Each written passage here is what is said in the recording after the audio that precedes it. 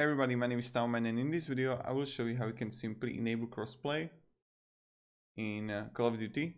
So let's start. The first thing you want to do in Call of Duty is just click here on options, and when you're here you want to click on account, and you're gonna see it right here, crossplay, and you just want to click here enable. When you have enabled, you're gonna play also with people if you're on a PS4, from Xbox, and also from